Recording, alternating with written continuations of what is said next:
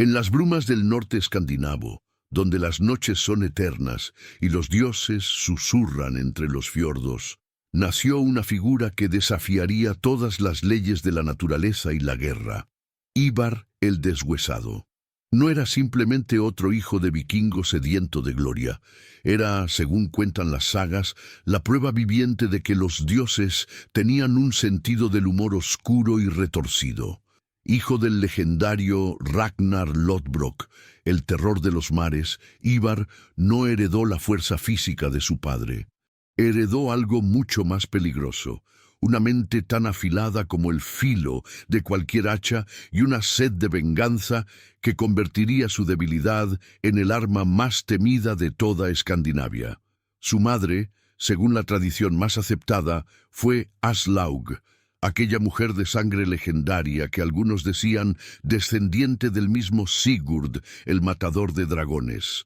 Profetisa, vidente, portadora de secretos antiguos.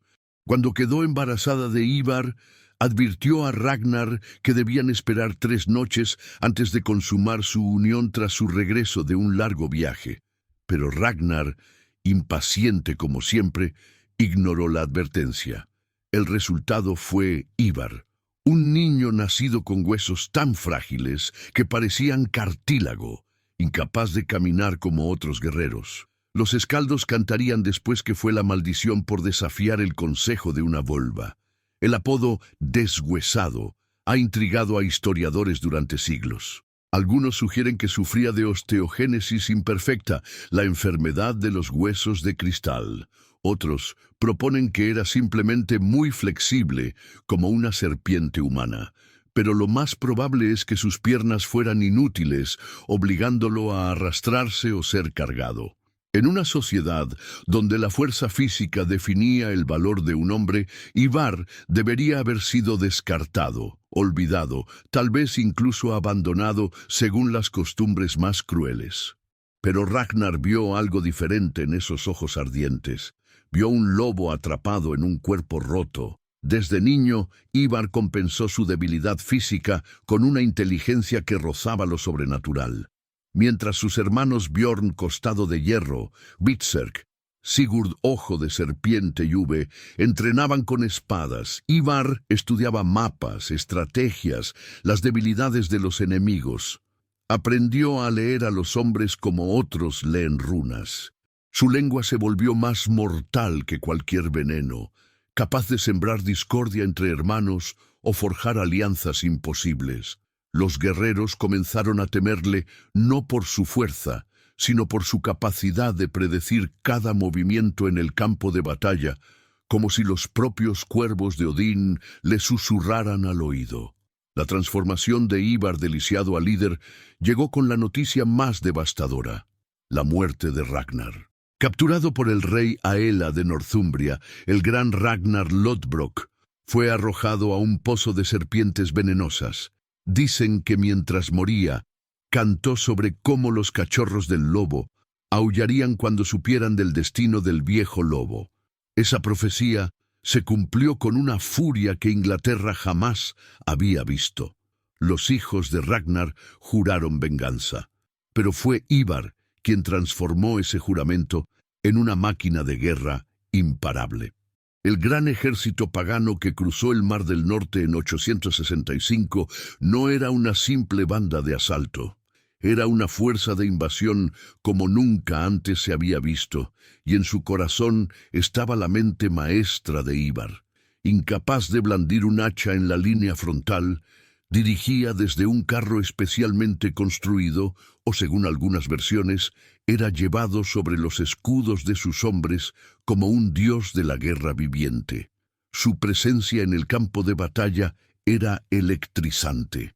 Los vikingos peleaban con doble ferocidad, sabiendo que su líder lisiado los observaba, demostrando que el coraje no residía en las piernas, sino en el corazón. Pero ¿quién era realmente este hombre que convirtió su maldición en corona y su debilidad en terror para reinos enteros? Cuando el gran ejército pagano tocó las costas de East Anglia, los anglosajones esperaban otra incursión vikinga más. Saqueo rápido, algo de oro como tributo. y los nórdicos regresarían al mar. Pero Ivar no venía por oro, venía por sangre, por tierra, por un nuevo orden mundial. Su primera jugada maestra fue fingir amistad con el rey Edmund de East Anglia. Negoció un tratado de paz, pidió suministros para el invierno, caballos para su ejército. Edmund, aliviado de evitar el conflicto, accedió. Craso error. Ivar usó esa tregua para estudiar las defensas, las rutas, las debilidades. Cuando llegó la primavera, East Anglia cayó como trigo ante la guadaña. Pero el verdadero objetivo siempre fue Northumbria, el reino de Aela, el asesino de Ragnar. La marcha hacia York fue una demostración de genio táctico. Ivar eligió atacar el 1 de noviembre de 866, el día de Todos los Santos, sabiendo que los defensores estarían en misa. La ciudad cayó casi sin resistencia. Cuando Aela intentó retomar York con su ejército, cayó directamente en la trampa de Ivar. La batalla fue una masacre calculada, cada movimiento de las tropas anglosajonas predicho y contrarrestado. A ella fue capturado vivo, un destino peor que la muerte cuando Ivar el deshuesado era tu captor. Lo que siguió se convirtió en leyenda oscura, el águila de sangre. Según las sagas, Ivar ordenó que la espalda de Aella fuera abierta, las costillas separadas como alas, los pulmones extraídos y extendidos. Un sacrificio a Odín tan brutal que incluso los vikingos más curtidos se estremecieron. Algunos historiadores modernos dudan de que este ritual realmente ocurriera, sugiriendo que es una exageración poética. Pero el mensaje era claro. Nadie toca a un hijo de Ragnar sin pagar un precio que haría llorar a los propios dioses. Con Northumbria conquistada, Ivar no se detuvo. Mercia, Wessex, todos los reinos anglosajones temblaron ante su avance. Su estrategia era revolucionaria para la época. En lugar de simples incursiones, establecía bases permanentes, gobiernos títeres, una red de control que transformaba conquista temporal en dominio duradero. Cuando los reyes ingleses intentaban unirse contra él, Ivar sembraba discordia, sobornaba nobles, convertía hermanos en enemigos. Era un maestro del caos controlado. Pero quizás su victoria más impresionante fue contra el rey Edmund de East Anglia, quien había intentado rebelarse contra el dominio vikingo. Ivar lo derrotó en 869, y según las crónicas cristianas, cuando Edmund se negó a renunciar a su fe, Ivar ordenó que fuera atado a un árbol y asaeteado hasta morir.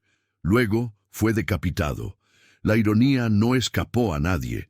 Edmund se convirtió en mártir y santo, pero su reino se convirtió en territorio vikingo. Ivar había aprendido que a veces crear un mártir era más útil que crear otro cadáver anónimo. Lo fascinante de Ivar es cómo su discapacidad se convirtió en su mayor fortaleza psicológica. Los guerreros vikingos, criados para admirar la fuerza bruta, seguían a un hombre que no podía caminar. Eso requería un carisma sobrenatural, una capacidad de liderazgo que trascendía lo físico.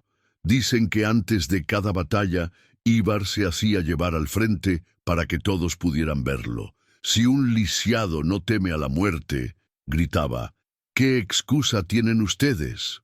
Era manipulación pura, pero funcionaba. Sus hombres peleaban como berserkers, no por Odín o por oro, sino por no decepcionar al deshuesado que los miraba desde su carro. Pero el poder de Ivar iba más allá del campo de batalla. Fue uno de los primeros líderes vikingos en entender la importancia de la guerra psicológica a gran escala. Difundía rumores sobre su propia persona, que era hijo de un dragón, que podía ver el futuro, que su debilidad física era porque los dioses le habían dado otros dones más terribles.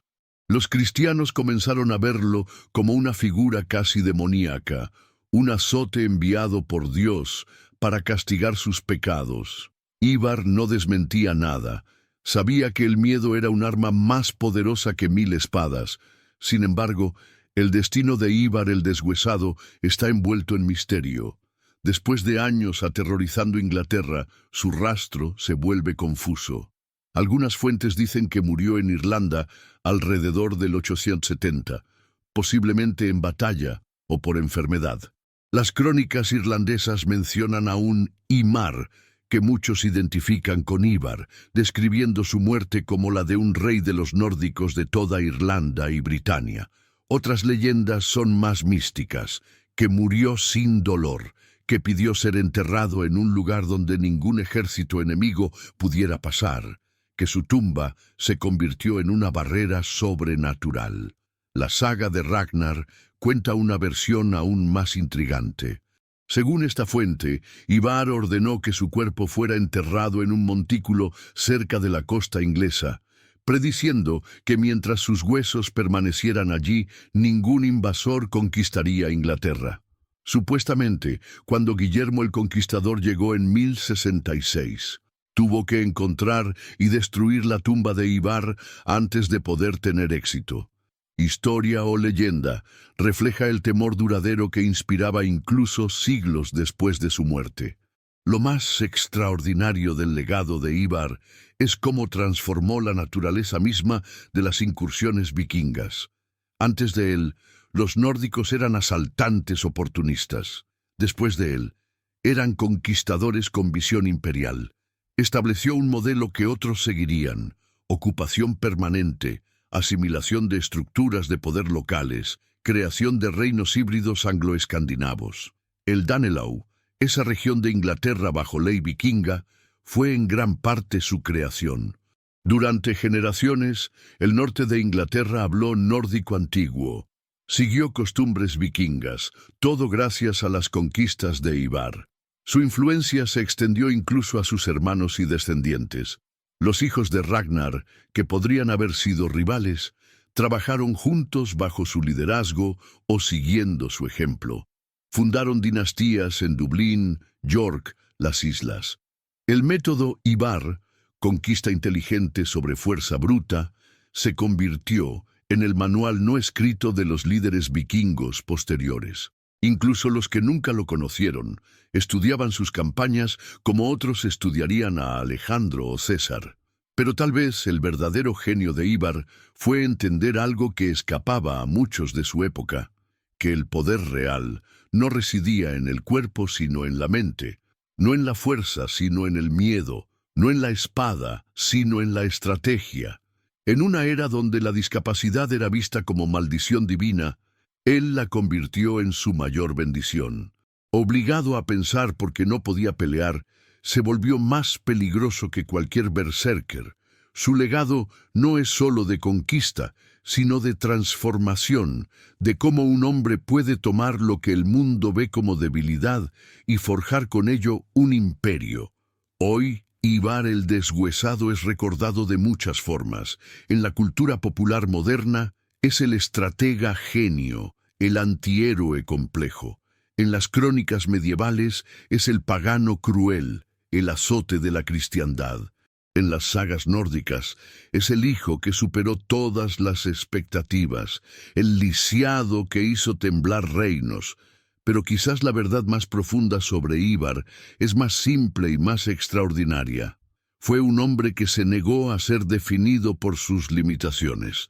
En un mundo que lo habría descartado, él descartó al mundo y construyó uno nuevo. Su tumba, si alguna vez existió, permanece perdida, pero su verdadero monumento no es de piedra, sino de memoria. Cada vez que alguien supera una limitación física, cada vez que la inteligencia triunfa sobre la fuerza bruta, cada vez que la estrategia vence a la superioridad numérica, el espíritu de Ivar el Deshuesado sigue vivo. Fue el hijo de Ragnar, que no debería haber importado, y se convirtió en el que más importó. El deshuesado que tenía más agallas que cualquier hombre con huesos sanos. El lisiado que corrió más lejos que cualquiera con piernas fuertes, solo que lo hizo con su mente. En las brumas del tiempo, entre historia y leyenda, Ivar permanece como un recordatorio eterno. Los dioses pueden darte un cuerpo roto, pero eres tú quien decide si tu espíritu se rompe con él. Y en el caso de Ivar el Deshuesado, ese espíritu no solo se negó a romperse, conquistó la mitad del mundo conocido. Si esta crónica sobre el hijo más temido de Ragnar despertó tu interés por los verdaderos rostros detrás de las leyendas vikingas, suscríbete a Vikingos sin Censura para descubrir más historias que la historia oficial prefiere olvidar. Y déjanos saber en los comentarios, ¿crees que Ivar fue el más grande estratega de la era vikinga o su leyenda ha sido exagerada por el tiempo? Tu perspectiva es parte de este viaje sin censura por el pasado nórdico.